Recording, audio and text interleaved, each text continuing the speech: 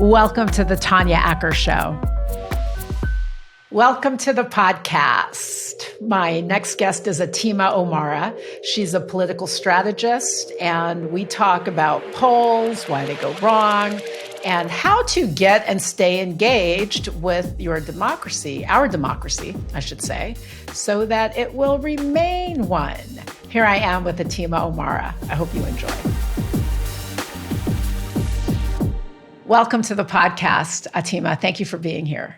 Of course. Thank you for having me. So one of the first things I wanted to talk about is polling. There were a lot of predictions in the last election about a red wave. There were pollsters all over the place who told us that the Congress that we were going to have was going to be far more red than the one that we actually ended up with. What do you think often goes wrong in some of these polling systems? Are there any big glitches or omissions that you might be able to identify?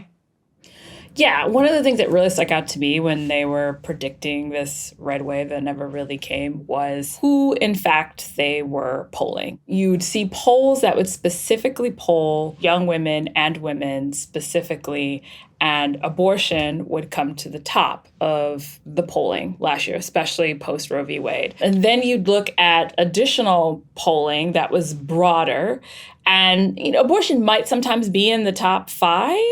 But often it would be other issues. So it was like sort of two things that I noticed was one that, it'd be like economy or something else. And then the narrative would then be driven, oh, the economy is the focus. So one, it was lacking sort of the nuance because for when they did polling on women, for example, especially younger women, they would say abortion is very much related to the economy for them because for some of these young women, especially leaving colleges, coming of age, they're thinking, where am I going to work where I have easy access to reproductive rights that I'd always sort of taken for granted, such as access to abortion, access to contraception. Those are factoring in. Also, the economy being the way it was, you have individuals who are, having conversations with their family. Can I afford to raise a child with, the way the economy is? So that factored in. So for me, you could tell that the people who traditionally get polled are usually the ones who are consistent voters. The ones who are consistent voters historically,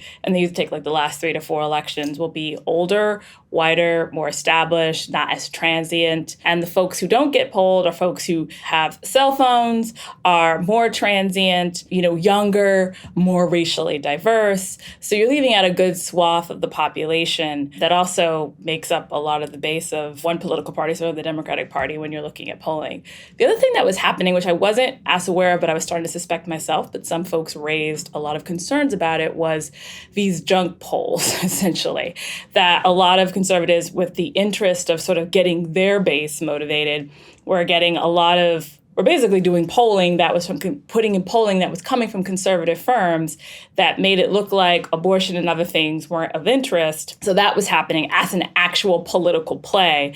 And folks who had worked on the Republican side of the aisle was like, yeah, this is something that we've done. We've done strategies of where our narrative starts to get promoted by giving them a poll that we've done. And then the media just prints it without really a whole lot of questions. And then, it sort of sets the narrative. So you're seeing kind of a couple things at play, a missing of a whole swath of voters who care about issues because they're not picking up the phones. I don't know any millennial or any Xer really at this point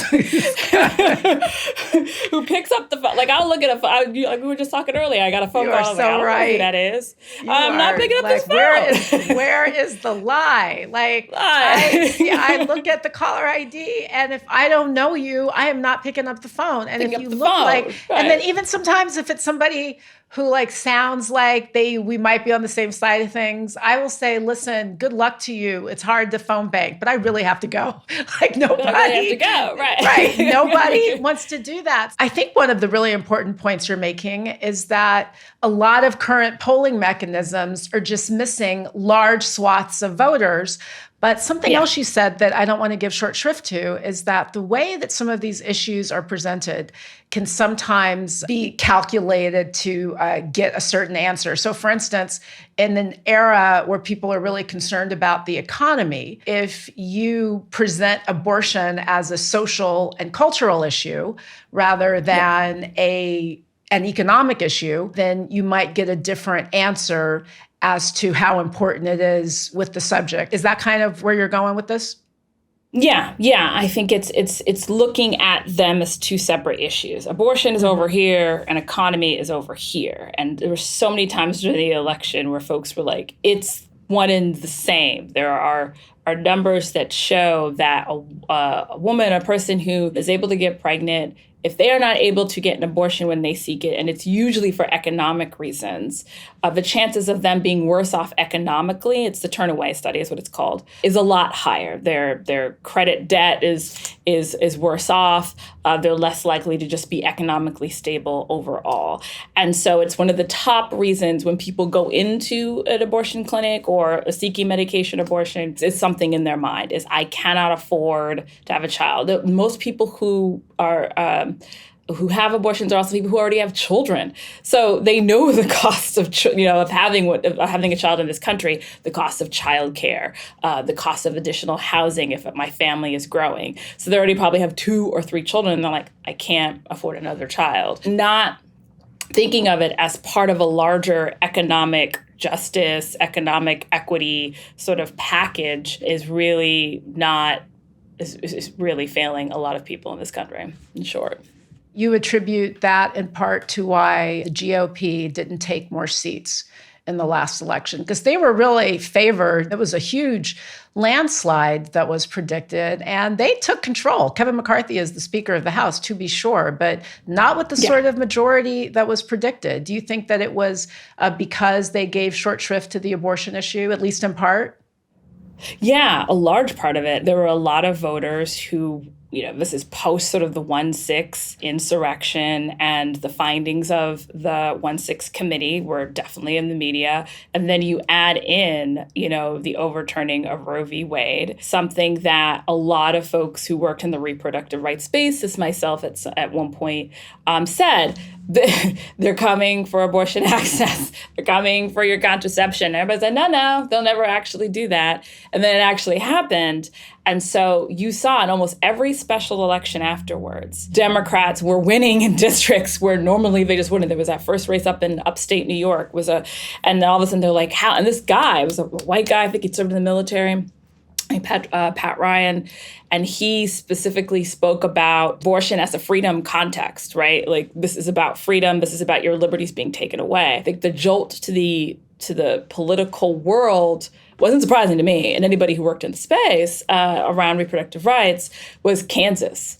At a ballot initiative that was going to essentially, allow legislators to ban abortion was very definitively voted down by the voters. And it was a cross-section, a percentage of Republican voters and a majority of Democratic voters, young voters, Black voters, rural voters who came out and said, absolutely not, this should be left up to the person who is pregnant, women and pregnant people overall. It shouldn't have been a surprise, but it definitely stayed top of mind when I was looking at polling before the election. It stayed top of mind to most voters, even for men. Like, there was assumptions that Latino men and Latinos overall, because of their Catholicism, being predominantly Catholic, would be, more inclined to be anti-abortion. And those numbers did not bear up. They were actually some of the strongest in this should be a decision that's left up to the person who's pregnant, the woman who's pregnant. One of the things that I think is so important about talking about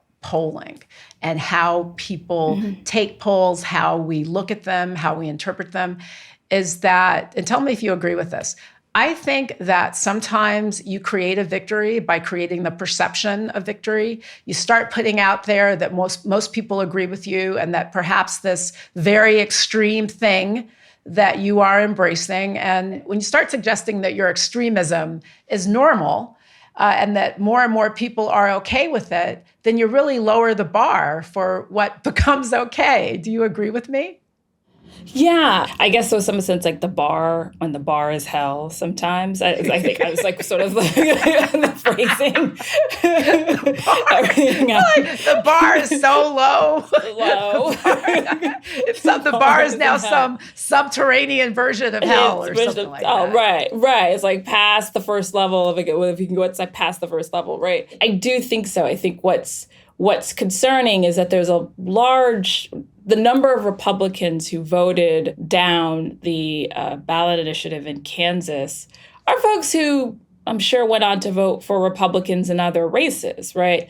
But there are people who, there's an interesting conversation to be had about Republicans who feel strongly about this to show up to vote down a ballot initiative and then vote for Republicans who are anti, reproductive rights overall. But there are people who are like, no, this is a liberty issue. This is a privacy issue. This is a healthcare issue. This is an economic self-determination issue. You've gone officially too far. Well, that definitely does something to our politics that doesn't allow us to focus on the things that are so very important. I believe that abortion should be a nonpartisan issue. It should be one of those things up there. It's just like an established, unalienable right. But that is not how those who make up the Republican Party, the base, the leadership. There are people who call themselves Republicans who are pro-choice. They're just not the majority anymore and haven't been for a very long time. And that is unfortunate because it has shifted our politics for the worse, not the better. Your work really focuses on issues of inclusion and ensuring that folks from whom we haven't historically heard are included in the process. Tell us why you think that's so critically important. I was thinking about this earlier and what I was going to talk about why I sort of focus on the work that I do. And I always kind of go back to this conversation I had with somebody, it was many years ago for myself in college, and sort of why I've done the work that I've done. And that was, he was visiting from Sweden. I was in student government in college. He was in student government in Sweden. And one of the things that he was asking was just a little bit more about the structure of the federal government, representative, all of that. And so he said, oh, how many women do you have? And I think I gave whatever number it was at that time. And he just looked at me like the color drained from his face. And he's just like, you mean you don't have gender parity? You don't have 50% or a little bit more of women and men? And I was like, no, we don't. He's just like, how is your government legal? And I remember being so surprised by the way he phrased that. There's always been at that point, I'd attended lots of classes on politics and had been involved in women's rights organizing spaces. And talking about gender parity in government. But the way he looked at it as an outsider coming from a country that worked to establish quotas to ensure representation, he's like, how does it serve the people? How is it legal? And I think that sort of has always been in the back of my mind because it is unsurprising that we have a government that for a very long period of time, not only, in this last sort of couple of decades, even with the increasing representation of women, but over the last few centuries has not reflected the needs of its population, right?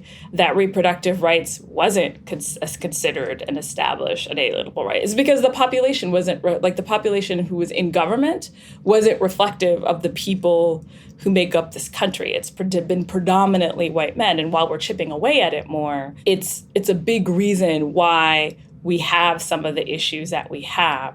When you are a person who comes to the table and you're a person who's queer, or you're a person who's disabled, or you're a person who's a woman, you are going to think of things differently because of your life experiences.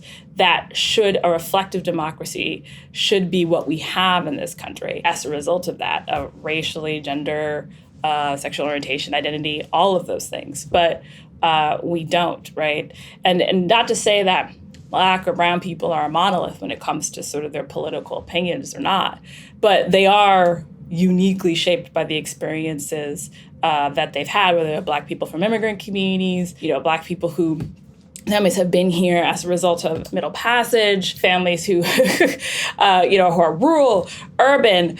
All of those experiences brought to a table can make for a better representation of government. Somebody just recently highlighted her county in Virginia, and she's like, we have this many women, we have this many people of color, it was 20, 30% almost. And she's like, it's led by all white men.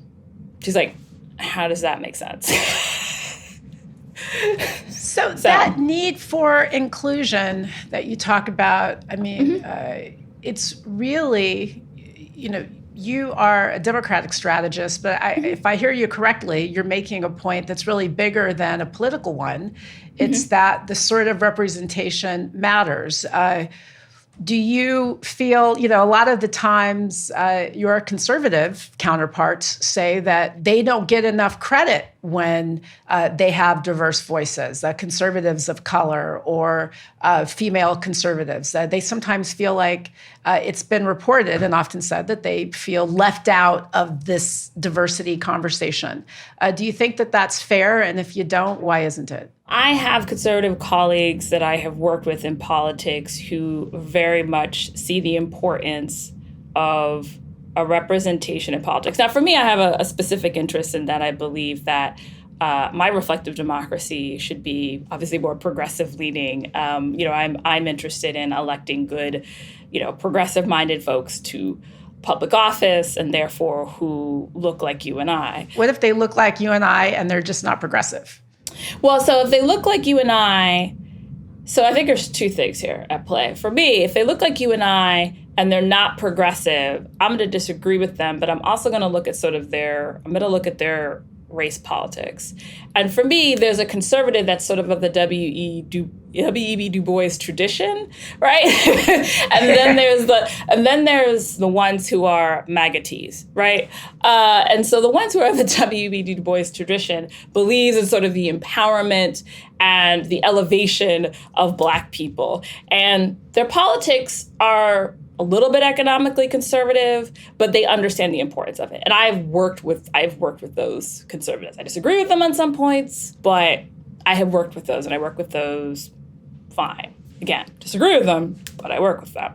But then the ones who are literally out here saying, I don't know, Black people, Black people created slavery. Right. People created slavery. Black people being victimized by abortion. All of these things. It's like, okay, stop. Literally, like playing a certain part to uphold white supremacy, and that's the part I very much don't agree with, and I have no interest in working with those folks because they're unserious people about some of the serious issues to make our democracy better. That's my opinion.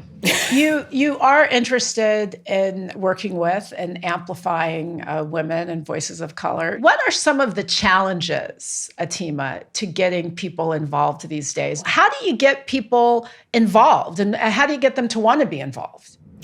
Yeah, I remember I was struck by something that a pollster said when he was doing some review of what really motivated Black voters specifically. He said when Black people, at least the ones we've polled, feel that they have political power, like actual ability to change how we do business, they are excited to get out and vote. Now, I would say that applies to pretty much anyone, right? And he was just specifically focusing on Black voters for this, presentation. But I said that applies to young people. Young people, oftentimes, when I was a young person, I remember being like, especially back then, it was like, oh God, all I see primarily are older white people. Like, is there any room at the table for me? There was a young activist, a Latina who is from Texas, and she was meeting with Alexandria Ocasio-Cortez. She got a chance to go to the State of the Union. And she was like, I never thought people like me could be at the table until I saw somebody like Alexandria Ocasio-Cortez, who is younger, more liberal, and once, again, somebody who was very established. She her famous primary ran against the House Democratic Caucus chair and won. And so, it's very much, for me, I talk about political power and using it, and that you have it, and then find a way to be involved and engaged to change your community. It could be small. It could be, very much focused on your city council, or who your Commonwealth attorney is, or who your sheriff is, if you care about criminal justice reform. It doesn't have to just be the presidential election. That's important. But there are so many different ways for you to build political power within your communities. And, for right now, we still have a democracy. Now, are there a lot of people trying to erode that democracy? Absolutely. But it's definitely a community effort with your peers and other folks to really go out and change the system. I certainly believe that, and that's why I've continued to do this work. And I understand that democracy is not a spectator sport. I'm the daughter of two people who came from a country where democracy failed. And as a result of that, our family made our home here in America. And so I take, that knowledge very seriously when I see that line, that quote, democracy is not a spectator sport. And that's how I've applied it in my work. And that's how I talk about it to folks. So where's your family from? They're from East Africa, specifically Uganda, like many other parts of Africa, suffering sort of the offsets of colonialism, the consequences of colonialism. You had a lot of, the British tactic was divide and rule between different clans, between different tribes. That often led to civil war after the British were like, okay, we're done. We're going to go back home after raiding your country of resources, wealth, all the other things. Have fun, kids. A lot of that divide and rule that they sowed throughout a lot of places across the world, not just in the continent of Africa, had its consequences in trying to, and that's not the story of every nation in Africa, but it's the story of a lot of them. And so I take that, quite seriously, and I think of democracy as something worth fighting for and worth building and doing it in a communal sort of way. Atima, before you go, tell people how they can start to contemplate their involvement with their community. I mean, sometimes it sounds so trite to say that, but it just is. You got to fight for your community, got to fight for your democracy, or somebody's going to take it from you. What's your advice to people to get them really engaged with what's going on these days? For me, I tell folks, yes, voting is important. You should do that. You should research the positions of your elected officials. And if they're not,